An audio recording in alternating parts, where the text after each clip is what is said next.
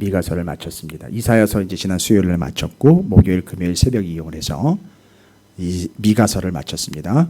자, BC 8세기경 북이스라엘은 아수르에 의해서 BC 722년에 망할 때까지 하나님께서 그들에게 하나님께로 돌아오라고 선지자를 보냈는데 그들이 아모스, 호세아였습니다.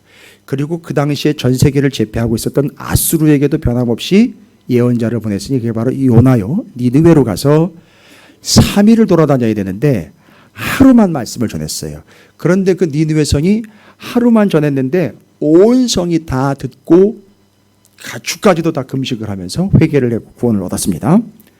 그 다음에 이 니느웨 아수르의 수도인 니느웨 아수르에 대해서 한 번 더 예언이 들어갑니다. 그 후에 스바냐, 하박국, 나훔이라는 저 뒤로 가면 BC 6세기 그러니까 500년경 바로 그때 한 번 더 예언자가 나훔이라는 예언자가 아수르를 향해서 선포를 합니다. 그때는 아수르가 망합니다. 일어서지를 못해요. 무슨 얘기냐? 그렇게 처음 은혜를 받았던 그들 구원 얻은 경험이 그 구원을 끝까지 지켜가야 하는에도 불구하고 지키지 못한 아수르가 망합니다. 18만 5천 이야기 그러면서 국군이 쇠하게 되고 하나님의 은혜 아닌 자신들의 권력과 힘을 믿었던 아수르의 결과는 결국 멸망의 길을 가게 되고 바로 아수르 다음 바벨론이 일어나게 됩니다. 자, 이런 결과들을 가지고 있게 됩니다. 그런데 어찌되었든 북이스라엘은 호세아, 아모스, 아수르로 요나, 그 다음에 남유다로 이사야와 미가 선지자가 파송이 됩니다. 역시 호세아와 아모스를 통해서 하나님께서는 북이스라엘이 여로보암의 길에서 돌아 다윗의 길로 돌아오라고 얘기를 합니다만 남유다도 마찬가지입니다. 너희들이 여로보암의 길에서 돌아와 하나님 다윗의 길로 와라 라고 이야기했던 게 이사야 선지자고 그 다윗의 길로 오시는 길 대신 예수 그리스도가 장차 구원의 완성자다라는 예언까지 담아냈어요. 이사야서가. 그런데 그 이사야 말고 한 선지자가 더 파송이 됐는데 미가라는 선지자입니다. 이 미가는 북이스라엘의 아모스 선지자와 같은 맥락의 메시지를 선포합니다. 하나님의 정의와 공의가 땅에 떨어진 남유다의 아주 패역하고 엉망진창인 모습. 어디를 가보니까요. 예루살렘을 가보니까 엉망진창인 거예요. 예루살렘은 수도였거든요. 남유다의 중심인데 중심이 썩어버린 거예요. 중심에 들어가보니까 중심에 썩었는데 중심에 따라가보니까 중심에 있는 우두머리들 있죠. 지도자들, 정치 지도자들과 종교 지도자들 다 썩은 거예요. 그래서 중심과 머리가 다 썩어버린 거예요. 그래서 어떻게 돼요? 중심을 교체하고 머리를 교체해야 돼요. 어떻게 교체합니까? 중심에다가 말씀을 바꿔놓고 말씀을 갖다가 놓고 머리에다 주님을 올려놓는 거예요. 그렇게 해서 중심엔 말씀, 머리엔 주님 이렇게 메시지를 선포하는 게 미가서예요. 그래서 미가서가 끝났습니다. 그게 바로 히스기야 왕 때까지의 이야기들 히스기야 다음 므낫세 아몬이라는 그 히스기야의 아들과 손자가 등장하는데 오늘 바로 열왕기하 21장부터 23장까지가 그 다음 스토리입니다. 그런데 히스기야 왕 그 다음에 될 있는 아들과 손자라고 부름 받았기에는 너무 초라하고 너무 엉망진창인 남유다의 가장 패역한 왕 두 왕이 등장합니다. 아주 엉망진창이에요. 이건 수준이 없는 오합지졸이 아니고요.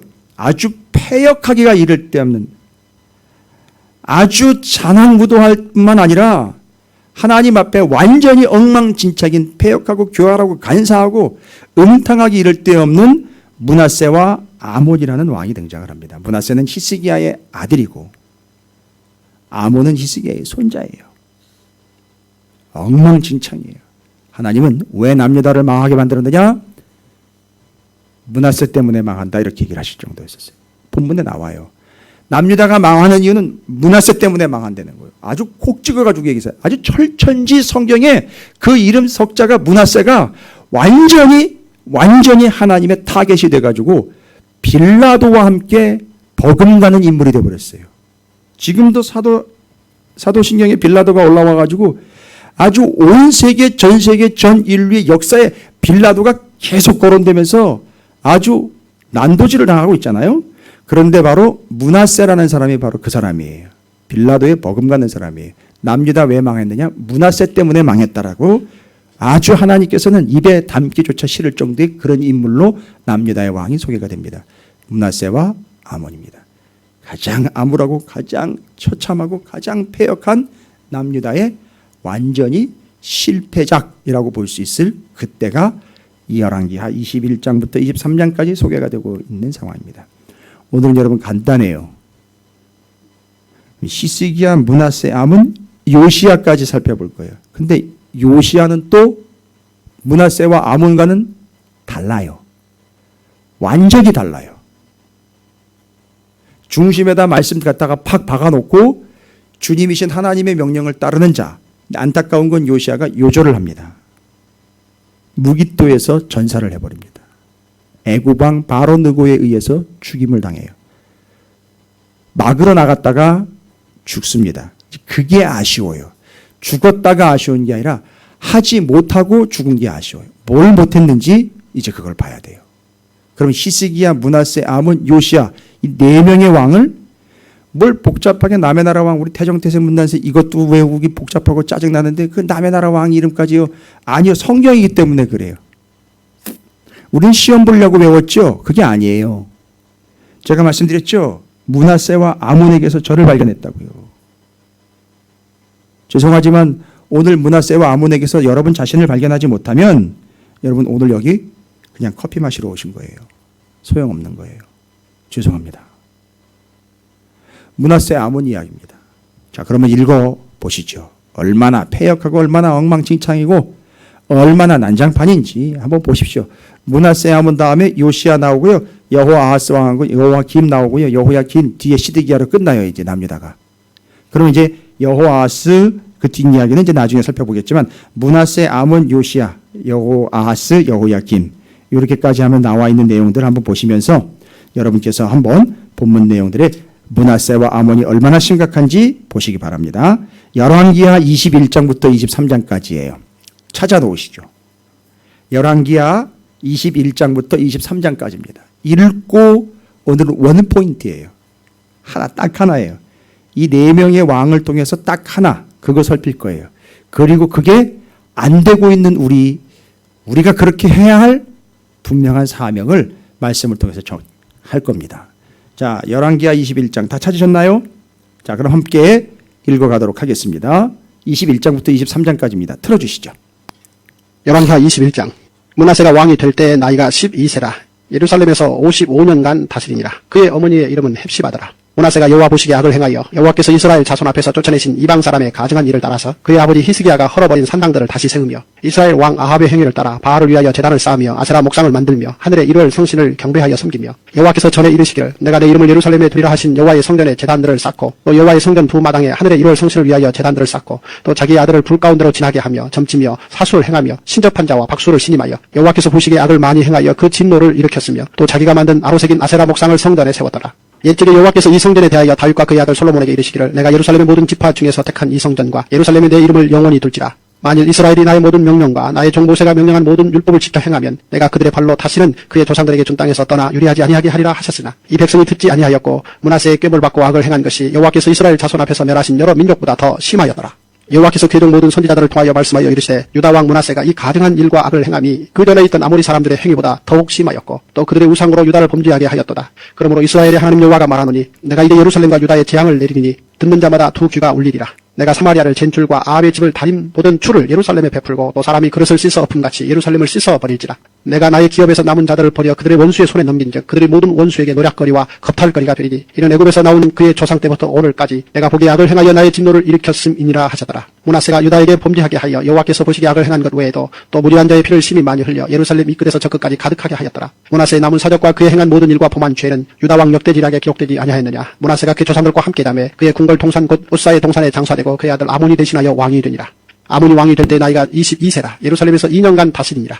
그의 어머니의 이름은 무술레메시요 요빠 하루스의 딸이더라. 아몬이 그의 아버지 므낫세 행함같이 여호와 보시기에 악을 행하되 그의 아버지가 행한 모든 길로 행하여 그의 아버지가 섬기던 우상을 섬겨 그것들에게 경배하고 그의 조상들이 하나님 여호와를 버리고 그 길로 행하지 아니하더니 그의 신복들이 그에게 반역하여 왕을 궁중에서 죽이매 그 국민이 아몬 왕을 반역한 사람들을 다 죽이고 그의 아들 요시야를 대신하게 하여 왕을 삼았더라. 아몬이 행한 바 남은 사적은 유다 왕 역대지략에 기록되지 아니하였느냐. 아몬이 우사의 동산 자기 묘실에 장사되고 그의 아들 요시야가 대신하여 왕이 되니라. 열왕기하 22장. 요시야가 왕위에 오를 때 나이가 8세라. 예루살렘에서 31년간 다스리니라. 그의 어머니의 이름은 여디다요. 보스갓 아다야의 딸이더라. 요시야가 여호와 보시기에 정직히 행하여 그의 조상 다윗의 모든 길로 행하고 좌우로 치우치지 아니하였더라. 요시야 왕 18째 해에 왕이 무술람의 손자 아살리아의 아들 서기관 사반을 여호와의 성전에 보내며 이르되 너는 대제사장 힐기야에게 올라가서 백성이 여호와의 성전에 드린 은 곧 문 지킨 자가 수납한 은을 계산하여 여호와의 성전을 맡은 감독자의 손에 넘겨 그들을 여호와의 성전에 있는 작업자에게 주어 성전이 부서진 것을 수리하게 하되 곧 목수와 건축자와 미장이에게 주게 하고 또 제목과 다듬은 돌을 사서 그 성전을 수리하게 하라. 그러나 그들의 손에 맡긴 은을 회개하지 말지니 이는 그들이 진실하게 행함이니라. 대제사장 힐기야가 서기관 사반에게 이르되 내가 여호와의 성전에서 율법책을 발견하여노라 하고 힐기야가 그 책을 사반에게 주니 사반이 읽으니라. 서기관 사반이 왕에게 돌아가서 보고하여 이르되 왕의 신복들이 성전에서 찾아낸 돈을 쏟아 여호와의 성전을 맡은 감독자의 손에 맡겼나이다 하고 또 서기관 사반이 왕에게 말하여 이르되 제사장 힐기야가 내게 책을 주더이다 하고 사반이 왕의 앞에서 읽음에 왕이 율법책의 말을 듣자 곧 그의 옷을 찢으니라. 왕이 제사장 힐기야와 사반의 아들 아히감과 미가야의 아들 악볼과 서기관 사반과 왕의 시종 아사야에게 명령하여 이르되 너희는 가서 나의 백성과 온 유다를 위하여 이 발견한 책의 말씀에 대하여 여호와께 물으라. 우리 조상들이 이 책의 말씀을 듣지 아니하며 이 책에 우리를 위하여 기록된 모든 것을 행하지 아니하였으므로 여호와께서 우리에게 내리신 진노가 크도다. 이에 제사장 힐기야와 또 아히감과 악볼과 사반과 아사야가 여선지 훌다에게로 나아가니 그는 할하스의 손자 디과의 아들로서 예복을 주관하는 살룸의 아내라. 예루살렘 둘째 구역에 거주하였더라.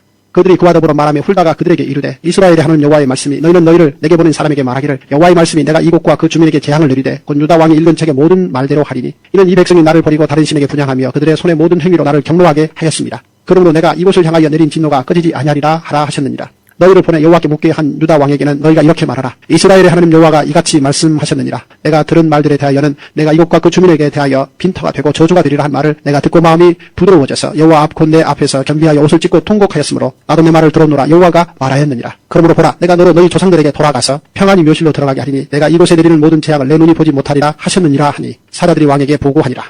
열왕기하 23장 왕이 보내 유다와 예루살렘의 모든 장로를 자기에게로 모으고 이에 왕이 여호와의 성전에 올라가매 유다 모든 사람과 예루살렘 주민과 제사장들과 선지자들과 모든 백성이 노소를 막론하고 다 왕과 함께한지라. 왕이 여호와의 성전 안에서 발견한 언약책의 모든 말씀을 읽어 무리의 귀에 들리고 왕이 단 위에 서서 여호와 앞에서 언약을 세우되 마음을 다하고 뜻을 다하여 여호와께 순종하고 그의 계명과 법도와 율례를 지켜 이 책에 기록된 이 언약의 말씀을 이루게 하리라 하며 백성이 다 그 언약을 따르기로 하니라.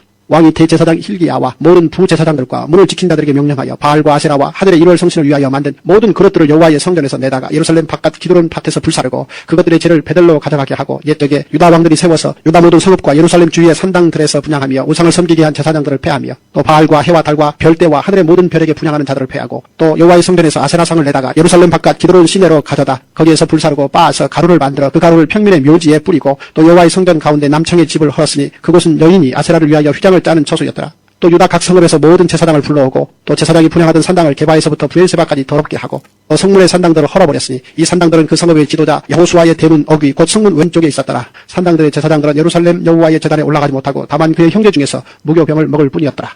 왕이 또 흰놈의 아들 골짜기에 도벳을 더럽게 하여 어떤 사람도 몰록에게 드리기 위하여 자기의 자녀를 불로 지나가지 못하게 하고 또 유다 여러 왕이 태양을 위하여 드린 말들을 제하여 버렸으니 이 말들은 여호와의 성전으로 들어가는 곳의 근처 넷이 나단 멜렉의 집 곁에 있던 것이며 또 태양 수레를 불사르고 유다 여러 왕이 아하스의 다락지붕에 세운 제단들과 므낫세가 여호와의 성전 두 마당에 세운 제단들을 왕이 다 헐고 거기서 빻아내려서 그것들의 가루를 기드론 시내에 쏟아버리고 또 예루살렘 앞 멸망의 산 오른쪽에 세운 산당들을 왕이 더럽게 하였으니 이는 옛적에 이스라엘 왕 솔로몬이 시돈 사람의 가증한 아스타롯과 모압 사람의 가증한 그무스와 암몬 자손의 가증한 밀곰을 위하여 세웠던 것이며 왕이 또 석상들을 깨뜨리며 아세라 목상들을 찍고 사람의 해골로 그곳에 채웠더라. 또한 이스라엘에게 범죄하게 한 느바스의 아들 여로보암이 베들에 세운 제단과 산당을 왕이 헐고 또 그 산당을 불사르고 빻아서 가루를 만들며 또 아세라 목상을 불살랐더라. 요시야가 몸을 돌이켜 산에 있는 무덤들을 보고 보내어 그 무덤에서 해골을 가져다가 제단 위에서 불살라 그 제단을 더럽게 하니라.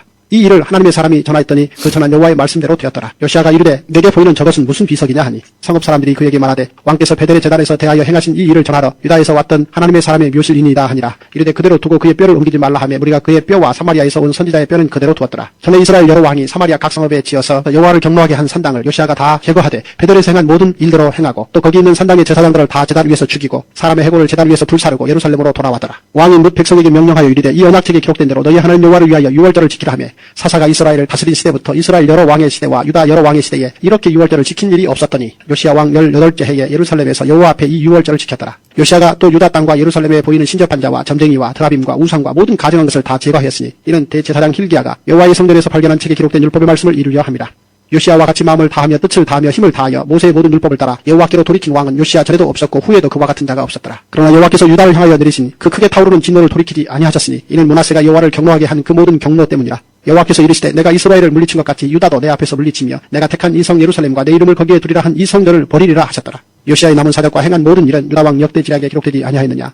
요시야 당시에 애굽의 왕 바로 느고가 아수르 왕을 치고자 하여 유브라데 강으로 올라가므로 요시야 왕이 맞서 나갔더니 애굽 왕이 요시야를 무깃도에서 만났을 때 죽인지라. 신복들이 그의 시체를 병거에 싣고 무깃도에서 예루살렘으로 돌아와 그의 무덤에 장사하니 백성들이 요시야의 아들 여호아하스를 데려다가 그에게 기름을 붓고 그의 아버지를 대신하여 왕으로 삼았더라. 여호아하스가 왕이 될 때 나이가 23세라. 예루살렘에서 석 달간 다스리니라. 그의 어머니의 이름은 하무달이라. 림나 예레미야의 딸이더라. 여호아하스가 그의 조상들의 모든 행위대로 여호와 보시기에 악을 행하였더니 바로 느고가 그를 하맛 땅 림나에 가두어 예루살렘에서 왕이 되지 못하게 하고 또 그 나라로 은 100달란트와 금 1달란트를 벌금으로 내게 하고 바로 느고가 요시야의 아들 엘리야김을 그의 아버지 요시야를 대신하여 왕으로 삼고 그의 이름을 고쳐 여호야김이라고 하고 여호아하스는 애굽으로 잡아갔더니 그가 거기서 죽으니라. 여호야김이 은과 금을 바로에게 주니라. 그가 바로 느고의 명령대로 그에게 그 돈을 주기 위하여 나라에 부과하되 백성들 각 사람의 힘대로 액수를 정하고 은금을 징수하였더라. 여호야김이 왕이 될 때 나이가 25세라. 예루살렘에서 11년간 다스리니라. 그의 어머니의 이름은 스비다라. 루마 부다야의 딸이더라. 여호야김이 그의 조상들이 행한 모든 일을 따라서 여호와 보시기에 악을 행하였더라. 아멘. 할렐루야. 예, 옆에 있는 분 축복하도록 하겠습니다. 짊어지고 가시지요 라고 축복하시기 바라겠습니다. 지난 주일 말씀 어떻게들 기억하고 계십니까? 지난 주일 말씀 워낙에 강력하게 타이틀이 4가지 밭에 대한 비유이기 때문에 우리 맨날 또 밭에만 집중을 해요.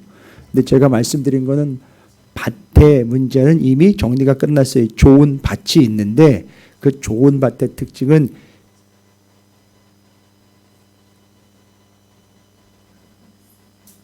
결실을 맺는다 그랬는데 결실이라는 것은 그냥 결과가 아니라 과정이라고 말씀드렸고 그 과정을 3단계로 이야기했어요.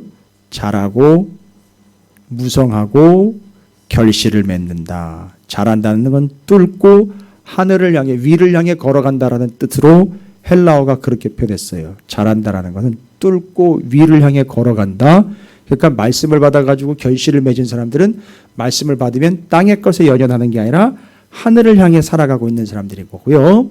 그다음에 왕성한다. 말씀을 한번 받으면 끝나는 게 아니라 계속 받아서 더 왕성하게 받고 그다음에 결실이라는 말은 짊어지고 간다라는 뜻이라고 그랬죠. 말씀을 힘들지만 어깨에다가 메고 어떻게 한다. 말씀대로 살아간다는 얘기예요. 그게 결실의 3단계라고 말씀드렸어요. 그게 바로 결실이 있느냐 없느냐의 차이를 만들어내는 거예요. 그래서 말씀대로 살았더니만 부자 됐다. 말씀대로 살았더니만 어떻게 됐다. 그거는 결실이 아닙니다. 예, 그거는 어떻게 하다가 그렇게 된 거예요. 하나님이 그렇게 해 주실 수 있으나 100%다 그렇게만 하시는 거는 아니에요. 그걸 결실이라고 하진 않습니다. 굳이 이야기한다면 덤으로 주신 거지 그게 결실로 주신 건 아니라는 거 절대 잊지 마십시오. 저는 거짓말할 수 없어요. 지금도 어떤 교회는 그게 결실이라고 얘기하는 교회가 있어요. 말씀대로 살면 잘 먹고 잘 살게 된다라는 그걸 결실이라고 얘기하는 거짓말쟁이인 사꾼 목사들이 있어요. 들으시면 안 돼요. 그건 아니라고요. 이미 우리는 충분한 구원을 받았어요. 그것 외에 다른 걸 구하는 건 사기꾼들이에요. 그거보다 더 큰 거 없어요. 우리가 구원받은 것보다 더 큰 거 없습니다. 근데 그것 말고 또 뭘 더 달라고 하는 거는 상당히 교만할 뿐만 아니라 아주 사기꾼적 근성이 농후한 거예요. 그래서 나머지 다른 건 주시면 받는 거고 안 주시면 마는 거예요. 그걸 은혜라고 그러는 거예요. 구원도 역시 은혜로 받았으나 이 구원이 핵심인 거예요. 그래서 우리는 구원을 받았기 때문에 주셔도 괜찮고 안 주셔도 괜찮은 거예요. 그런데 하나님은 그 구원받은 자들에게 계속 말씀을 하셔서 이것만큼은 원하신다는 거죠. 뭐죠? 결실을 맺기는 원하신다는 거예요. 근데 결실이라는 게 땅을 노리지 않고 하늘을 바라보면서 가게 만들고 하나님의 말씀을 더 받기를 원하고 그래서 더 쳐먹하는 거예요. 그리고 그 말씀을 받으면 그래 듣고 흘리는 게 아니라 말씀대로 살아가려고 낑낑대는 모습이 있어요. 어려운지만 말씀대로 살아가는데 힘들지만 말씀대로 살아가더라는 거예요. 짊어지고 가더라는 거예요. 본문을 보십시오. 제가 왜 이 이야기를 드렸느냐 하면 왕들 가운데에서도 이런 사람이 있고 아닌 사람이 있더라는 거예요. 오늘 우리가 주목해 볼 사람들은요. 히스기야 왕 다음에 등장하는 므낫세, 아몬, 요시야예요. 물론 여호아하스와 여호야김이 뒤에 나오긴 하지만 요시야 왕이 중간에 죽는 바람에 빨리 등장해야 되는 사람들로 별로 관심이 없어요. 오늘 본문의 21장부터 23장까지요.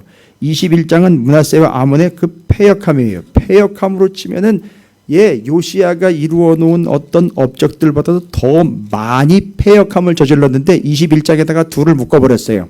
므낫세와 아몬의 패역한 모습이 21장에 딱 나와버리고 22, 23장 30절까지는 요시야 왕이 어떻게 행동했는지에 대한 내용들이 기록되어 있어요.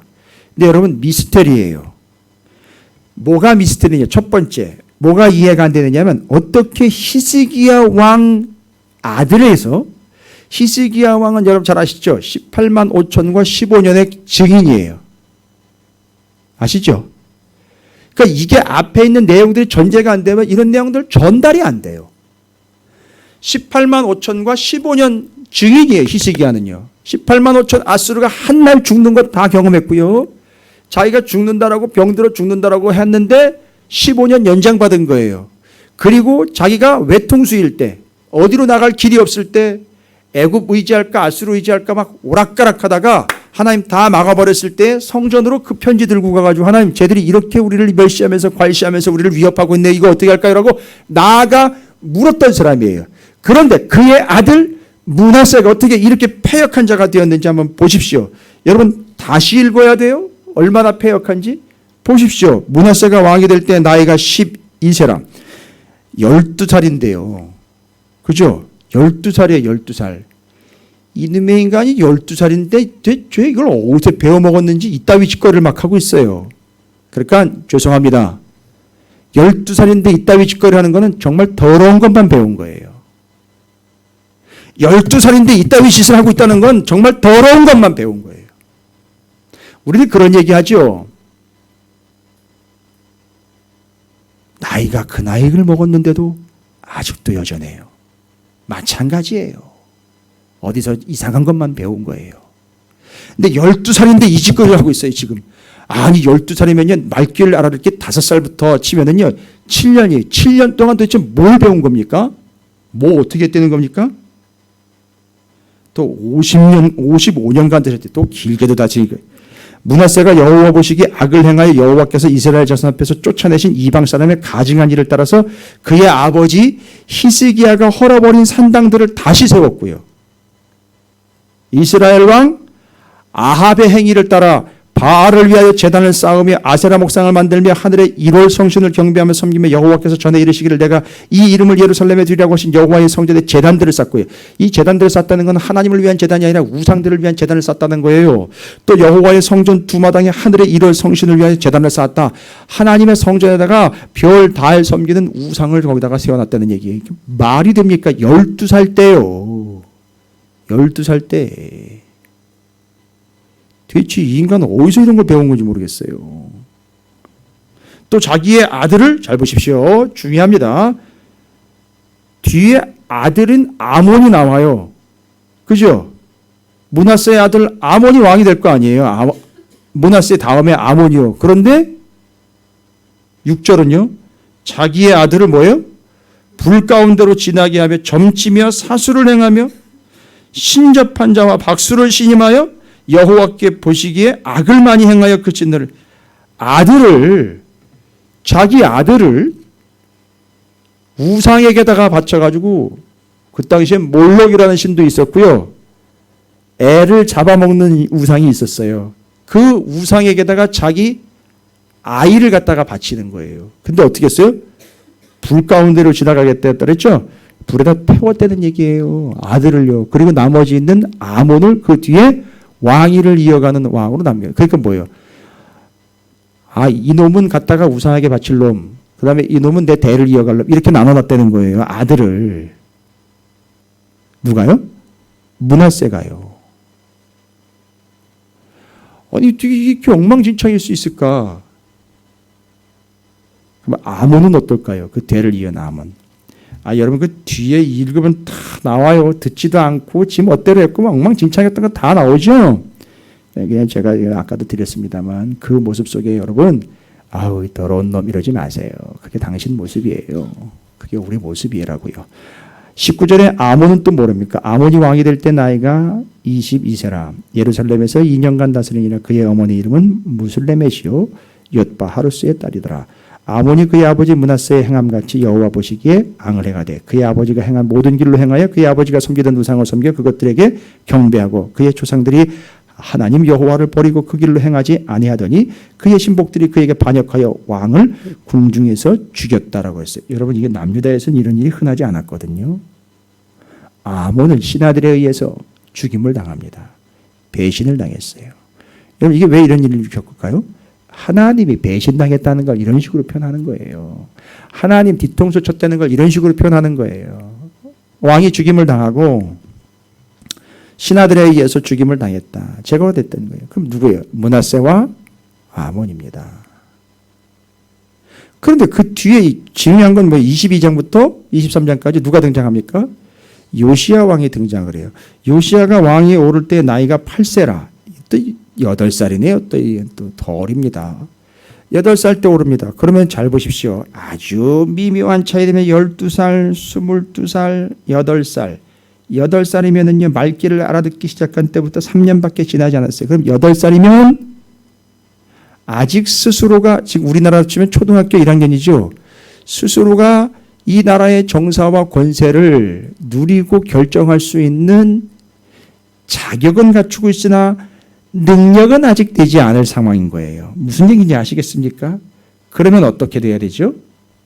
아직 어리다는 얘기인데 권력은 있으나 자격은 되지만 능력이 안 되기 때문에 이럴 경우 어떻게 되는 거죠? 옆에서 누군가가 그렇죠. 도와주는 이가 있어야 됩니다. 섭정이라는 표현은 하지만 좀 은혜스럽게 이야기를 하면 누군가 도와줘야 되는 사람이 있어야 됩니다. 그런데 앞에 므낫세와 아몬과는 달리 요시아는 완전히 다른 패턴으로 나와요. 므낫세와 아몬이 그 엉망진창으로 행했던 것과는 달리 요시아 왕은 완전히 패턴이 달라요. 그럼 뒤에 읽어보시면 아시겠지만 여러분 요시아가 행한 행적들 22장부터 23장까지 정리되어 있잖아요. 그렇죠? 다시 읽지 않아도 되겠죠? 기억하시죠? 이건 워낙에 유명한 얘기들이니까 요시아가 개혁을 일으킵니다. 율법책을 발견합니다. 율법책 하나님의 모세오경을 딱 읽다 보니까 무릎이 탁탁탁탁 쳐지는 거죠. 그리고 머리를 계속 치는 거죠. 뭐예요? 그런데 8살이니까 이게 혼자 읽을 수가 없지요. 누군가 도움을 줬겠지요. 옆에서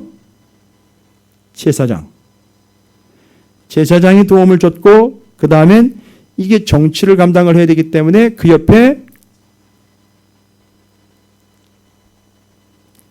맞습니다. 요시야 같은 경우는 옆에서 8살이기 때문에 분명 누군가 도와줘야 되는 인물로 세워지게 됩니다. 이게 은혜였었어요. 요시야한테는.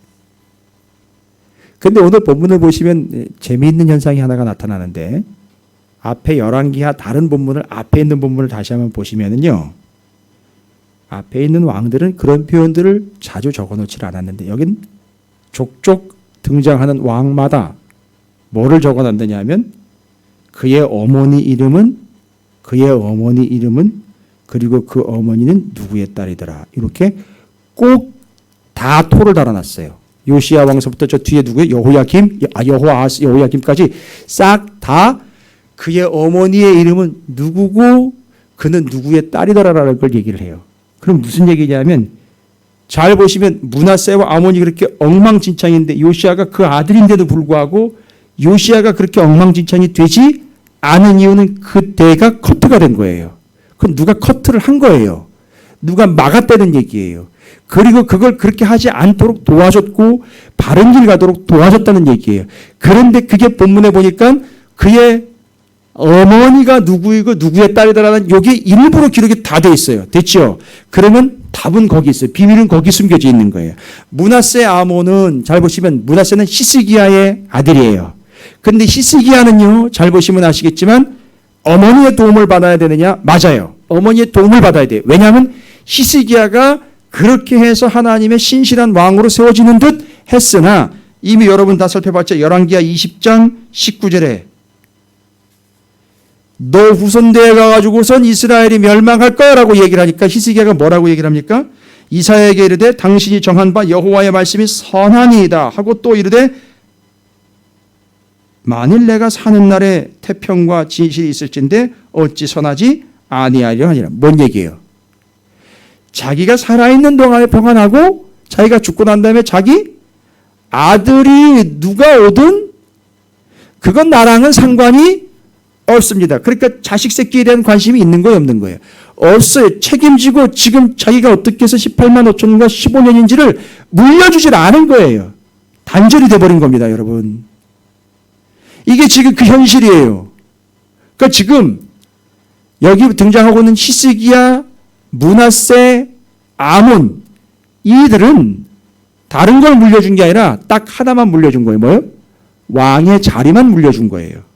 그리고 히스기야가 자기 아들에게 내가 어떻게 살았고 18만 5천 아수르 대군이 어떻게 멸망당했는지에 대한 그게 어디에 기록되어 있고 그게 무슨 근거로 그런 일이 일어났는지는 전혀 알려주지 않은 거예요. 그러면 아버지가 그걸 못하면 누가 해야 되느냐? 엄마가 해야 되는 거예요. 이게 유대예요. 이게 유대인식입니다. 이게 유대인식이라고 또 오늘날은 그렇게 아니요. 마찬가지예요. 아버지가 못하면 엄마가 해야 합니다. 그래서 그 엄마가 누구이고 누구의 딸인지가 기록이 되어 있어요. 그런데 다른 사람들은 다 그런데 유독 눈에 띄는 인물인데 요시아의 엄마의 이름이에요. 요시아의 엄마의 이름은 뭐랍니까? 여디다요. 여디다. 이 이름이 그렇게 별로 이쁜 것 같지는 않은데 여디다라는 말은 여러분이 이미 알고 있는 이름 중에 한 이름이에요. 여디다라는 말은 솔로몬이 예전에 여러분 솔로몬을 일컫는 이름이 하나가 있었는데 그게 바로 여디디야라는 이름이에요. 여디디야. 근데 그 여디디야라는 이름의 여성형이 여디다예요.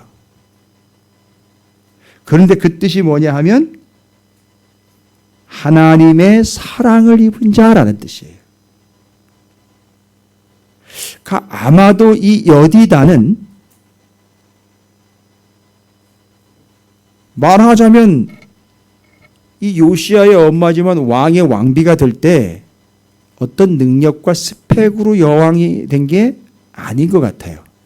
하나님의 어떤 섭리가 있어서 은혜로 왕비가 됐던 것 같은데 알고 봤더니 뭐를 위함이다? 바로 요시아를 위함이었던 거예요. 그러니까 지금 다른 엄마들과는 다 비교가 되면서 이름이 기록되어 있고 엄마가 누구인지가 딱 드러났는데 히스기야는 그 히스기야가 본인이 그렇게 은혜를 받았음에도 불구하고 아버지가 자기 아들 므낫세에게 물려주지 않은 거예요. 그게 얼마나 비참한 결과를 낳는지 아시겠습니까? 혼자만 은혜 받고 그냥 끝내버린 것. 여러분 잘 보십시오. 내가 진짜예요. 이건 정말 위험한 얘기입니다. 위험한 얘기이기도 하고 잘못 오해하면 교회 떠날 얘기도 해요. 무슨 얘기냐면 자기 혼자 진짜 은혜 받고 애는 그냥 되든지 말든지 해버린 거예요. 오히려 그게 어떤 현상이 나타나는지 아십니까? 오히려 어마어마한 역효과가 나타난다는 거예요. 잘 보세요. 왜 지금 므낫세가 이런 얘기가 나타나냐면 아버지 히스기야가 그렇게 은혜 받았고 뭐 살았고 뭐 어떻게 이겼고 다 상관없는 거예요. 왜요?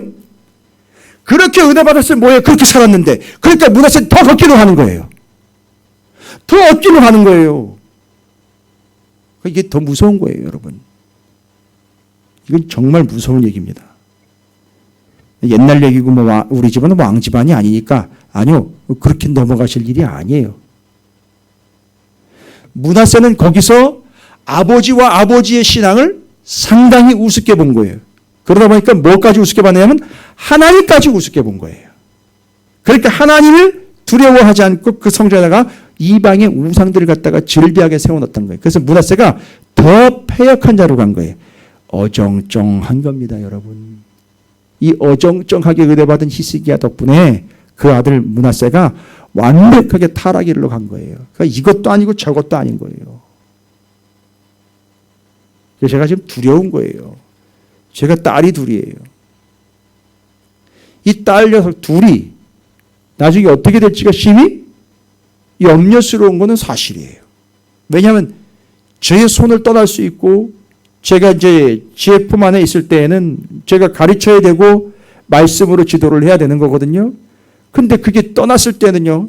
지네들이 어떻게 그 말씀 가지고 갈 수 있을까? 아버지가 믿는 하나님이 참 우습게 보인다면요. 아마 므낫세 꼴 날걸요. 엉망진창 될걸요. 더 엉망으로 될걸요. 더 폐역하게 될걸요. 차라리 예수를 안 믿었는 게 나을 뻔했다라는 식이 되어볼 수 있어요. 이건 무서운 얘기입니다. 제가 이건 두렵고 떨리는 마음으로 전해야 돼요.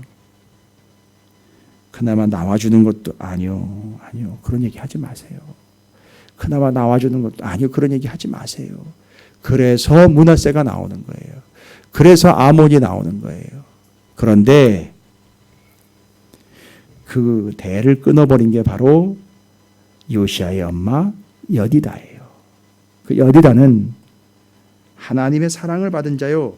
하나님의 사랑이라는 뜻으로 하나님의 사랑을 입은 자이기 때문에 바로 그 사랑을 누구처럼, 다른 얘기 할 필요 없어요. 누구처럼 그 아들 요시아에게 대를 이어 하나님이 어떠하심을 증거했느냐면 딱 나와요. 성경에 나옵니다. 이 관계 속에서는 그 관계가 나와야 돼요. 그것처럼 자식 새끼한테 그렇게 가르친 거예요, 여러분. 아예 모를 리 없어요. 왜냐하면 요시아가 성경 딱 펼치니까 우리나라가 말씀대로 안 살았던 게 쫙 나오는 거예요. 모세오경 딱 보니까 툭툭툭툭 나오는 거예요. 그 능력은 능장 나온 게 아니에요. 어려서부터 그걸 맞습니다. 그렇게 지도를 받은 거예요. 요시아는요. 8살부터 그렇게 지도를 받은 거라고요. 근데 그걸 제사장이 도와줬고 제사장이 없을 때에는요. 옆에는 엄마가 도와준 게 분명해요.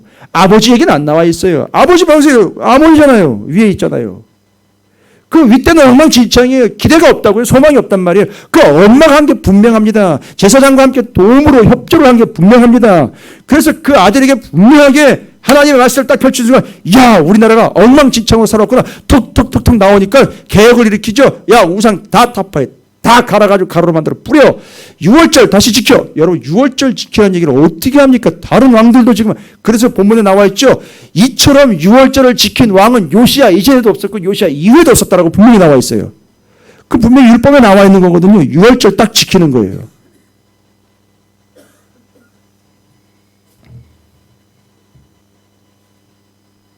그러면 요시아의 어머니 여디다가 하나님의 사랑을 입은 자로서 그 아들 자식을 교육을 할 때 요시아를 교육할 때 어떤 식으로 교육했겠느냐 이런 뻔한 거라고 성경을 벗어날 필요가 없어요.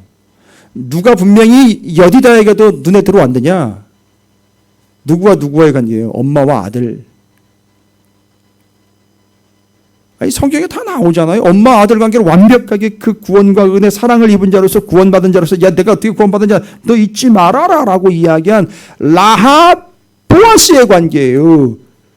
근데 그게 지금 이 계보란 말이에요. 남유다 계보란 말이에요. 그게 이 조상이에요. 이 직계 조상이라고요. 남유다 다윗의 후손이 다윗의 조상인 보아스와 라합의 계보에 지금 이 남유다 왕족은 이 족보는 그 할머니 밑에 있는 그 후손들이에요. 라합의 후손들이란 말이에요. 이 사람들은요. 그러니까 여디다는 자기도 바로 그렇게 물론 이들은 유대인이에요. 그런데 그렇게 은혜를 받아가지고 왕비가 됐어요. 그러다 보니까 이 왕족 여기 이 역사 그 역사 속에 보아스 라합 이야기는 분명히 자기의 눈에도 명확하게 들어오는 얘기고 어려서부터 교육을 받은 거예요. 거기다가 그 아버지 이름까지 다 왔어요. 보스가 아다야의 딸이다라고 나와 있어요. 그래서 그의 아버지로부터 교육받은 딸이 와가지고 왕비가 되었고 왕비로서 그의 자식을 가리킬 수 있을 만한 수준으로 차이가 난 겁니다. 그래서 그 라합과 보아스의 관계가 명쾌해지고 분명해지는 게 바로 다시 한번 여기에 나타나는 거예요. 근데 워낙에 므낫세와 아몬이 엉망진창이기 때문에 한 뒤로 가면은요 뭐라고 나와 있습니까? 남유다는 망해. 그리고 안타까운 건 뭐죠? 요시아가 중간에 죽어요. 그거 잘 보십시오. 이건 부질없는 생각일 수 있지만 요시아가 만약에 죽지 않고 살았다면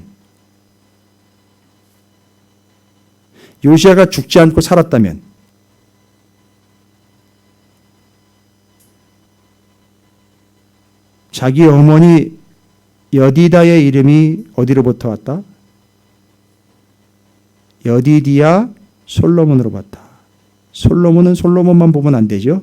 반드시 다윗이죠. 다윗과 솔로몬을 엄마를 통해서 각인시켰죠. 그러면 요시야는 만약에 죽지 않았다면 자기가 어떤 위치에서? 다윗의 위치에서 자기 자식을 솔로몬처럼 분명히 가르쳤을 거라는 거예요. 저도 그렇게 믿어요. 그런데 중간에 죽어버려요. 그러니까 그게 이어진다, 못 이어진다? 못 이어진 거예요. 여러분, 이건 사실은 분명한 겁니다. 잘 보십시오. 이제 남유다의 운명은 극도로 쇠약해지면서 왕들이 급속하게 바뀌어버립니다. 그리고 심각하게 애굽으로 끌려가고 바벨론으로 끌려가는 엉망진창인 역사가 나오게 됩니다. 여기서 그 근본 이유와 근거를 찾자면 바로 다른 게 없었어요. 뭐라는 거냐? 엄마라는 존재가 그 하나님의 말씀과 진리를 이어져가는 통로가 되었다라는 겁니다. 자, 이제 여기서 이야기하려고 하는 건 이제 명확하게 얘기합니다. 앞에서 미가서가 끝났어요. 미가서가 끝날 때 미가는 예루살렘의 부패함과 베들레헴이라는 하나님께서 은혜를 주시기 거기서 한 큰 자가 나온다라는 이야기를 했어요. 그래서 베들레헴은 작은 도시지만 결코 작지 않다. 왜냐하면 거기서 메시아인 예수가 나오기 때문에 작지 않다라고 얘기를 했어요. 그러다 보니까 미가가 지적을 할 때 예루살렘이 망한, 남유다가 망하는 이유는 예루살렘이 썩었다는 거예요. 중심이 썩었다는 겁니다. 중심이. 예루살렘이 중심이거든요. 가운데예요. 근데 예루살렘으로 들어가니까 그 가운데 중심인 예루살렘에 민족의 지도자들이 있어요. 제사장과 방백들이라고 그런 정치 지도자들이 다 썩은 거예요. 그러니까 머리가 썩은 거예요. 그러니까 지금 뭐예요? 중심이 썩었고 머리가 썩은 거예요. 그럼 어떻게 돼요? 중심과 머리가 교체가 돼야 되는 거예요. 그래서 미가가 뭐라고 얘기했느냐면 바로 예루살렘 그 중심 시온으로부터 뭐가 나온다? 율법과 하나님의 말씀이 나온다 그랬어요. 그러니까 그게 나와야 되는 거예요. 중심에 뭐가 있어야 된다? 말씀이 나와야 된다는 거고, 중심에 말씀 갖다 박아놓고 거기서 말씀이 나와야 된다는 얘기인 거고, 우두머리가 다 썩어버렸죠. 제사장과 왕들의 신하들이 다 썩었죠. 그러니까 이거 머리 어떻게 돼요? 교체해야 된다. 그 얘기를 베들레헴에서 한 큰 자가 나왔다. 그 베들레헴 결코 작지 않다. 왜냐? 거기에 큰 메시아가 나오기 때문에 작지 않다. 여러분이 아무리 아니요, 돈이 있고 없고 이기 때문에 작지 않습니다. 왜냐하면 여러분 안에 예수가 계시기 때문에 작지 않아요. 그래서 바로 뭐지요? 그 우두머리들, 자기가 스스로 대가리라고 치는 자들이 있죠? 교체해야 된다는 얘기죠. 뭐죠? 머리 대신 예수 그리스도, 곧 하나님, 우리 주님이 머리가 되어야 된다. 그래서 미가서가 끝나면서 정확하게 핵심적으로 이야기하는 것, 중심 썩었으니 중심에다가 말씀 박아놓고 거기서 율법과 말씀이 시온에서부터 나온다. 이게 돼야 되고, 예루살렘에서부터 율법과 말씀이 나온다. 그 다음에 우두머리들 교체해라. 누구로요? 하나님, 곧 신, 아버지, 우리 주 예수 그리스도로 뒤에 나오겠죠. 우리 주님이 머리가 되셔 통치하시는 걸로 예루살렘과 베들레헴 얘기를 가는 거예요. 이게 된 게 누구냐? 이게 요시야라는 거예요. 근데 이게 중간에 죽어버렸다는 거예요. 이걸 도와준 사람이 누구냐면 제사장과 엄마라는 거예요. 그럼 여기서 이제 우리는 결론을 좀 내버려야 돼요. 여러분,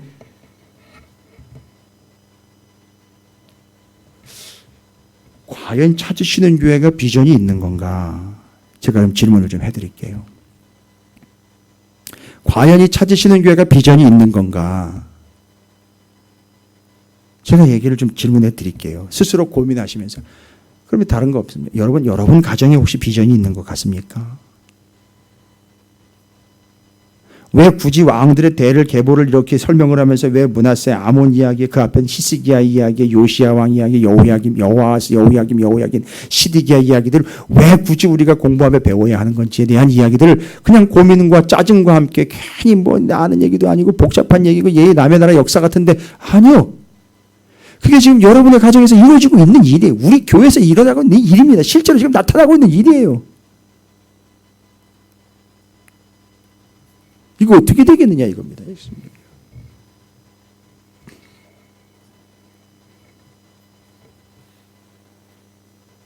그럼 본문은 이제 분명히 얘기합니다.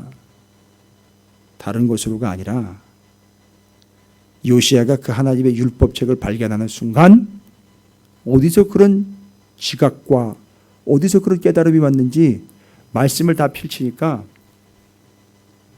우리가 뭘 잘못했는지가 다 나와요. 그 어린 나이에도 그걸 다 펼치니까 뭐가 잘못된 건지 다 나온다는 거예요. 답은 뭔지 아시죠? 답은 뭔지 아시잖아요. 이 중심과 이 생각의 머리가 완벽하게 교체가 되어버리는 거죠. 이 중심의 말씀, 머리 통치자이신 예수 그리스도를 통하여 이 문제는 해결받는 거예요. 그리고 히스기야의 모습을 통해 므낫세가 너무너무 패역한 길로 갔던 그것. 처음에 이해가 안 됐어요. 아니 히스기야만 그렇게 훌륭한 왕으로 얘기를 해요. 근데 알고 봤더니 이 사람이 훌륭하다기보다는 아주 안목이 짧은 사람이에요. 자기만 아는 사람이었다고요. 당대의 문제 해결에만 급급했던 왕이었던 것 분명해요. 그러니까 자기 아들내미 때 뭐가 되든 어떻게 되든 상관이 없는 거라고 말입니다. 자, 이제 우리는 어떤 책임감과 함께 어떤 말씀의 뜻을 가지고 열왕기하 지금 21장부터 23장까지 가고 이제 스바냐 선지자가 나와요. 므낫세와 아몬 시대 때 활동했던 선지자인데 스바냐예요. 스바냐, 야는 야훼, 스반 뜻이 뭔지 아십니까? 몰래 숨바꼭질 해가지고 숨어버렸다, 사라졌다, 없어졌다 이런 뜻이에요. 하나님이 없는 것처럼 보이는 거예요. 그러니까 므낫세와 아몬한테는 하나님이 없는 걸로 보이는 거예요. 그 시대가 그런 시대가 됐다는 거죠.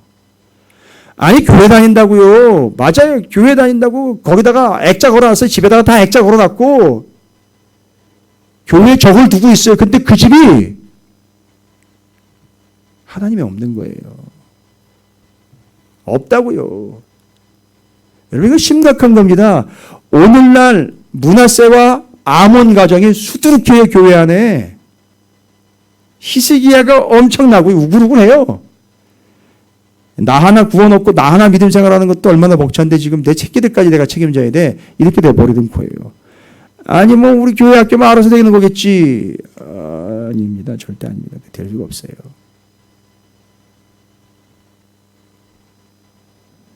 왜 미가 선지자가 그 예루살렘과 이 베들레헴의 스토리를 통해서 가운데 중심에 말씀 놔야 되는 거고 머리를 완전히 바꿔버려. 머리는 그러니까 이 왕들 보십시오.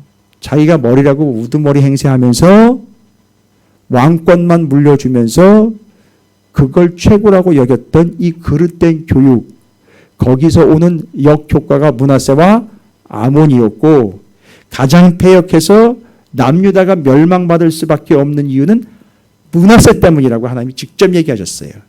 나는 히스기야를 봐서라도 그런 얘기는 안 하실 줄 알았어요. 그러니까 히스기야를 봐서라도 그런 얘기는 안 하실 줄 알았는데 아니요. 하나님은 히스기야의 눈치를 볼 상황이 아니에요. 그러니까 히스기야도 제가 지금 눈치라는 표현을 썼습니다만 그 앞에 이야기를 보면 하나님이 이런 얘기 하셨어요.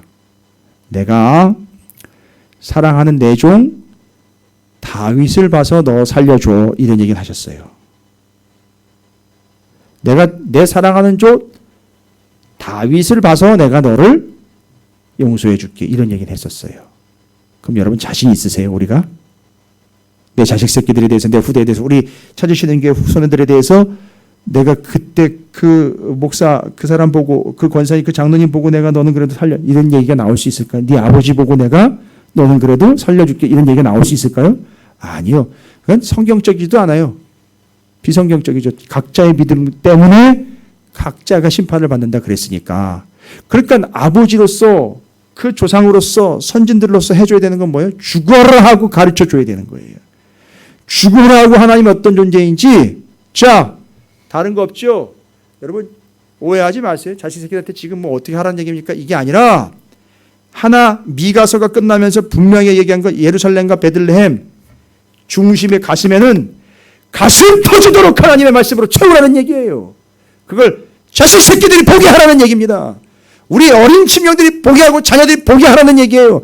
내가 말씀 때문에 터져버리는 이 마음을 내 아이들이 보게 하라는 얘기예요. 므낫세는 그걸 본 적이 없어요. 말씀 때문에 가슴 터지는 시체를 본 적이 없단 말이죠.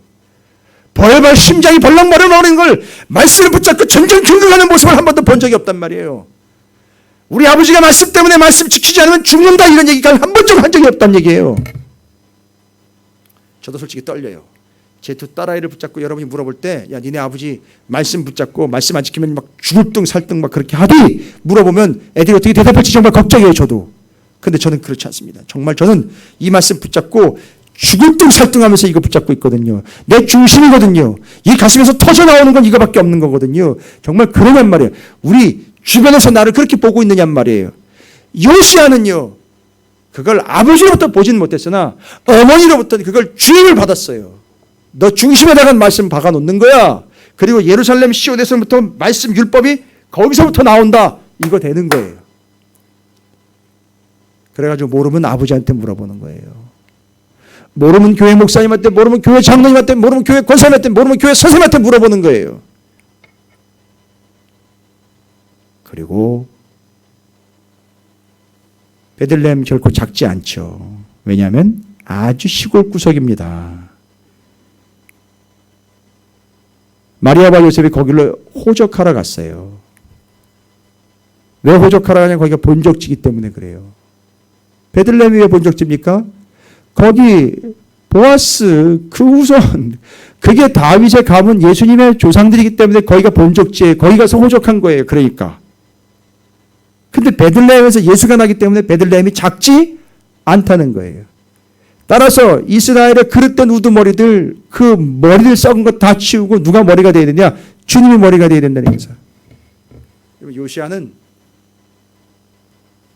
이 미가의 메시지를 들은 거예요. 메시지를 정확히 들었다고요. 요시아가. 누구를 통해서요? 제사장과 엄마를 통해서 정확하게 들은 거예요. 그 미가가 이야기한 걸 중심엔 말씀 버리는 중. 이게 전달이 된 거예요. 여러분 듣든지 안 듣든지 하세요. 괜찮아요. 아니 살려야지요. 내가 죽고 나면 이꼴저꼴 안 볼 테니까 괜찮아요 나는. 그게 히스기야가 얘기한 거예요. 아니 내가 죽고 나면 내 새끼들이 뭐 어떻게 되든지 말든지 지들이 지지고 먹든지 싸우든지 말든지 그건 내가 상관없지요. 그게 히스기야라고요. 그리고 그게 므낫세가 나온 거예요. 그리고 아몬이 나온 거라고요. 그러나 여러분 이제는 정말 가슴 터지게 머리 빠개지게 하셔야 돼요. 뭘요? 중심에서 말씀 터져 나오는 거. 내 머리는 하나님이라는 거. 그거요. 누가 봐도 그거 인정할 수 있게끔 하셔야 됩니다. 지금 본문이 그렇게 가고 있어요. 스바냐 선지자가 나옵니다. 므낫세 아몬 때 스바냐 선지자 나와요. 요시야 왕도 스바냐 선지자가 선포한 거 들었을 거예요. 근데 그 이전엔 누가 더 왔다고요? 이사야와 미가가 왔잖아요. 이사야 미가 선지자가 선포했던 말씀을 어린 요시야가 어려서부터 엄마와 제사장을 통해서 다 들은 거예요. 이 나라가 어떤 문제가 있고 얼마나 심각한지 들은 거란 말이죠. 그래서 말씀으로 듣고 정확하게 율법책 다 펼치니까 탁탁탁탁탁 이해가 되는 거예요. 세상에 그 수준 대단합니다. 여러분 23장 다시 한번 좀 보시겠습니다. 이게 그 요시야의 수준입니다. 아버지도 현찮고 나라도 지금 엉망인데 이런 사람이 어떻게 나올 수 있느냐. 그 중심과 그 머리가 완전히 교체가 되어버린 거죠. 왕이 보내 유다와 예루살렘의 모든 장로를 자기에게로 모으고 이에 왕이 여호와의 성전에 올라가매 유다 모든 사람과 예루살렘 주민과 제사장들과 선지자들과 모든 백성이 노소를 막론하고 다 왕과 함께 앉으라. 왕이 여호와의 성전 안에서 뭐 했어요? 발견한 언약책의 모든 말씀을 읽어 무리의 귀에 들리고. 여러분 자기가 발견한 걸 다 읽었다 그랬어요. 일부분 어디 필요한 것만 골라서 읽은 게 아니라 그 발견한 율법책 모세오경을 다 읽고 그걸 어떻게 했다 그래요? 사람들의 귀에 들려준 거예요. 왕이 해야 될 게 뭔지 아는 거죠. 왕의 역할이 뭔지 아는 거예요. 신명기에 있는 왕의 역할 분명히 읽은 거죠. 그래서 자기가 한 거죠. 왕이 단 위에 서서 여호와 앞에서 언약을 세우되 지금 어떤 상태니까요. 언약이 깨진 상태니까 언약 세우는 것까지 하는 거예요. 이 사람이 보통 수준 아니네요. 언약을 다시 갱신합니다. 마음을 다하고 뜻을 다하여 여호와께 순종하고. 잘 보십시오. 그 마음이죠. 중심이죠. 뭐예요? 그의 계명과 법도와 율례를 지켜 이 책에 기록된 이 언약의 말씀을 이루게 하리라 하며 백성이 다 그 언약을 따르기로 하라. 말씀이요. 말씀. 마음에다가 말씀, 중심에다가 나라라고 얘기합니다. 왕이 대제사장 hil기야 보십시오. 대제사장 hil기야가 도와준 거예요. 맞아요. 모든 부제사장들과 문을 지킨 자들에게 명령하여 바알과 아세라와 하늘의 이를 성신을 위하여 만든 모든 그릇들을 여호와의 성전에서 내다가 예루살렘 바깥 기드론 밭에 불사르고 그것들의 재를 베델로 가져가게 하고. 왜 베델로 가져간 게? 베델에 뭐가 있으니까요. 베델에 우상의 단이 있잖아요. 거기 가가지고 다 박살 내는 겁니다. 옛적에 유다 왕들이 세워서 유다 모든 성읍과 예루살렘 주위의 산당들에서 분향하며 우상을 섬기게 한 제사장들을 패하며 또 바알과 해와 달과 별대와 하늘의 모든 별에게 분향하는 자들을 패하고 또 여호와의 성전에서 아세라상을 내다가 예루살렘 바깥 기드론 시내로 가져다가 거기서 불사르고 가루를 만들어 그 가루를 평민의 묘지에 뿌리고 또 여호와의 성전 가운데 남창의 집을 헐었으니 그것은 여인이 아세라를 위하여 휘장을 짜는 처소였더라. 엉망진창이었던 거 이거 싹 다 제거해버린 겁니다. 산당 제거했죠. 태양을 위하여 드린 말들을 제거합니다. 12절 보십시오. 23장 12절. 유다 여러 왕이 아하스의 다락 지붕에 세운 제단, 세상의 다락 지붕에다가 또 재단을 세웠다는 거예요. 이게 어디다가 세웠다는 거예요? 성전 말고요. 자기네 집 안에다가도 세우고 난리도 아닌 거예요 지금. 여러분 이 남유다가요 상태가 지금 상상 이상입니다. 여러분 지금 별로 충격이 없는데요. 엉망진짜 아주 심각하게 이를 데 없는 거예요. 마치 땅을 파니까 뱀이 여기저기 우글우글한 것처럼 남유다 곳곳에 우상과 이방 것들이 가득 차가지고 엉망진창돼 버린 거예요. 난리도 아닌 겁니다 지금.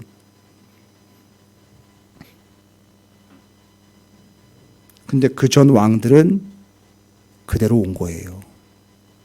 그러면서 뭐 하나님이 어쩌고 저쩌고 이러면서 또 온 거예요. 그러니까 므낫세가 이건 뭐 하나님 별거 아니구만 이러면서 그렇게 패역한 길로 간 거예요. 13절입니다. 또 예루살렘 앞 멸망의 산 오른쪽에 세운 산당들을 왕이 더럽게 하였으니 이는 옛적에 이스라엘 왕 솔로몬이 시돈 사람의 가증한 아스타롯과 모압 사람의 가증한 그모스와 암몬 자손의 가증한 밀곰을 위하여 했던 거. 어째 이 뭔 얘기인지 아시죠? 솔로몬이 그때 왜 이런 일이 발생됐는지. 왜 이런 일이 발생됐다고요? 솔로몬이 이방에서 많은 여인들을 데리고 왔을 때 세워졌던 거예요. 역사가 참 긴 거예요. 오랜 겁니다. 근데 그것까지 끄집어 올라가가지고선 지금 요시아가 지금 정리를 하고 있는 거예요. 그래서 제가 이거 읽으면서 그랬어요. 야, 요시아가 살아있었으면 어땠을까. 이런 마음이 자꾸 들더라고요. 왕이 또 석상들을 깨뜨리며 아세라 목상을 찍고 사람의 해골로 그곳에 채웠더라. 그거 섬겼던 사람들 다 죽여가지고 거기다 채워버리는 거예요. 보십시오. 요시아가 중간에 젊은 나이에 죽습니다만 죽는 거는요. 그건 하나님의 뜻이에요. 거기까지 얘기하지 맙시다. 죽는 거는 우리가 어떻게 할 바는 아닙니다. 그건 하나님이 데려가신 거니까요. 그런데 그 데려가기 전까지 어떻게 했는지 보십시오. 하나님의 마음과 뜻에 합당하게 일들을 감당합니다. 그건 자기 몫으로 감당하고 가는 거예요. 그런데 여러분 이때 요시아가 이렇게 했기 때문에 잘 보세요. 남유다의 마지막 부분입니다. 역사의 마지막 부분. 요시아가 이렇게 했기 때문에 중요한 사실이에요. 요시아가 이렇게 했기 때문에 그런 사람들과 이런 사람들로 나눠지게 됐어요. 그렇지 않은 사람들과 그런 사람들로 나눠지겠습니다. 어떤 사람들이죠? 지금 이 행한 것들을 다 보니까 지금 중간 결산이 아니에요. 지금 마지막쯤 와가지고 결론 부분에 와서 맨 마지막에 바벨론 포로로 끌려가기 전에 남유다 망하기 전에 한번 점 찍고 가시는 거예요. 하나님. 한번 매듭 짓고 가시는 겁니다. 요시아 왕을 통해 매듭 짓습니다. 매듭을 졌는데 그런 사람과 이런 사람으로 나눠요. 누구와 누구로 나뉘는 거죠. 지금 한 일을 보니까. 우상 숭배한 자들과 아닌 자들로 나눠버렸어요. 여러분 그런 자들, 숭배하는 자들과 아닌 자들로 나누는 게 왜 중요할까요?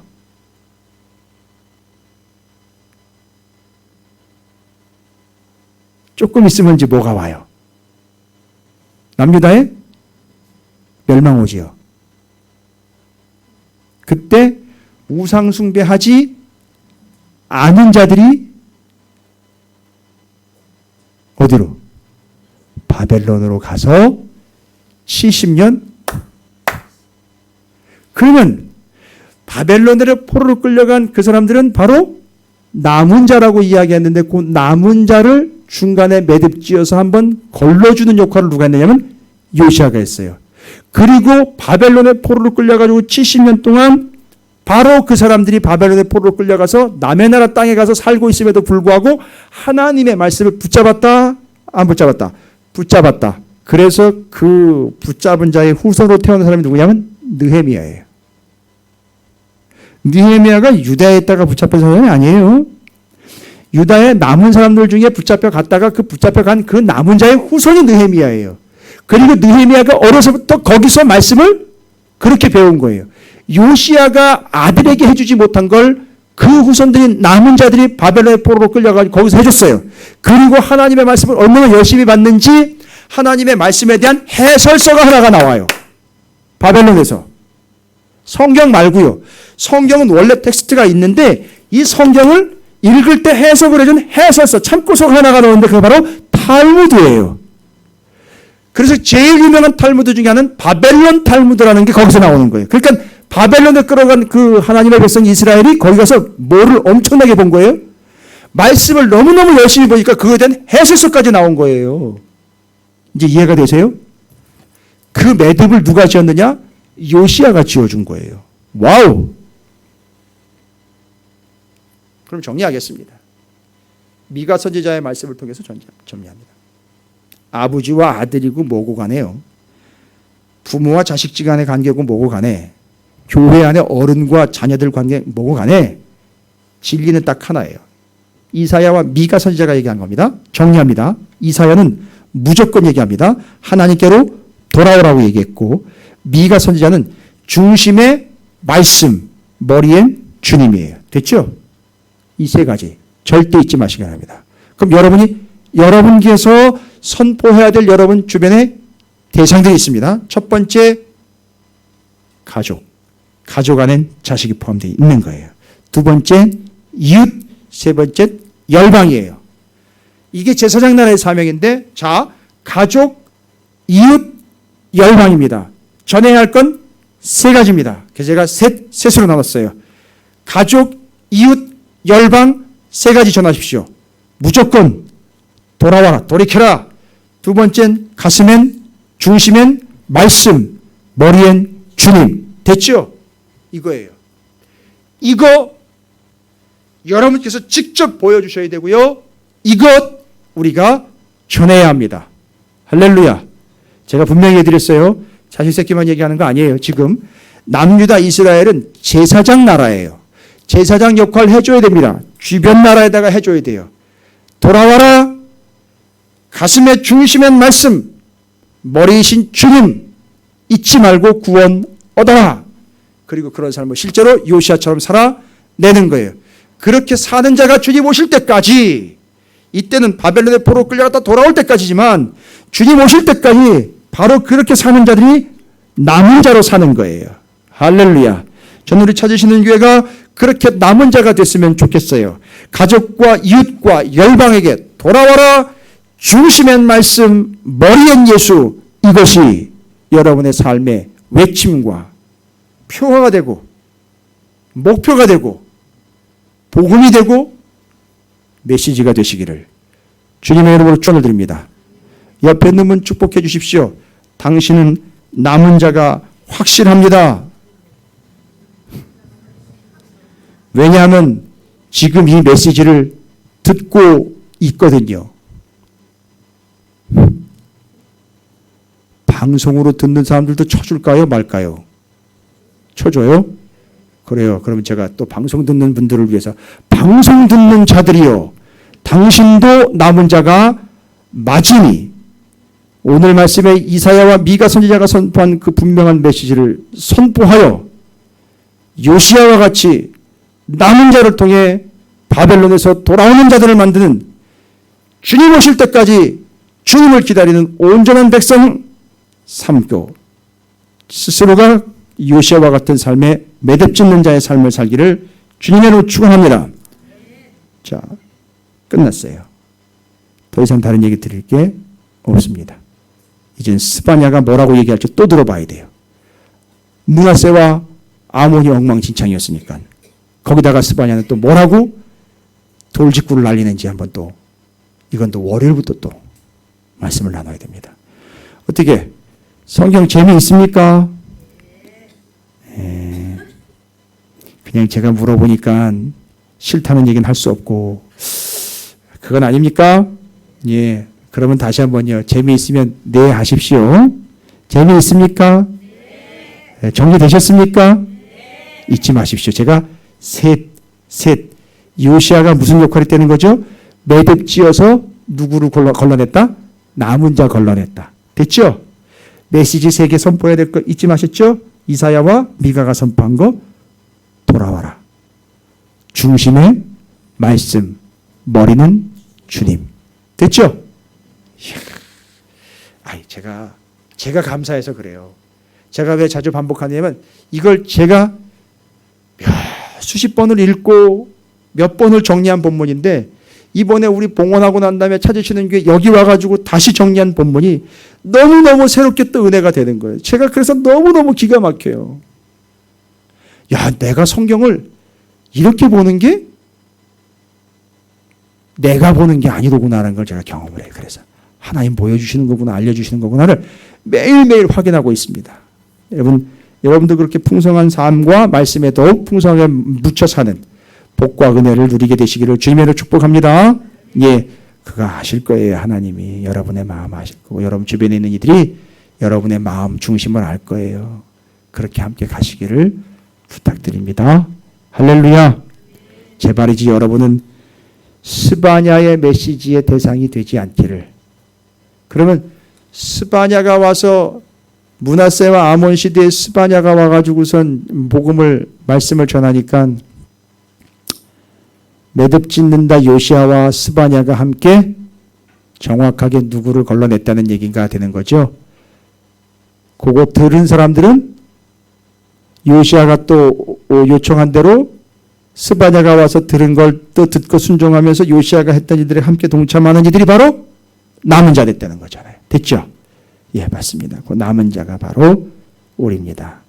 오늘 찾으시는 교회를 통해서 그 역사를 이어가게 될 줄로 믿습니다.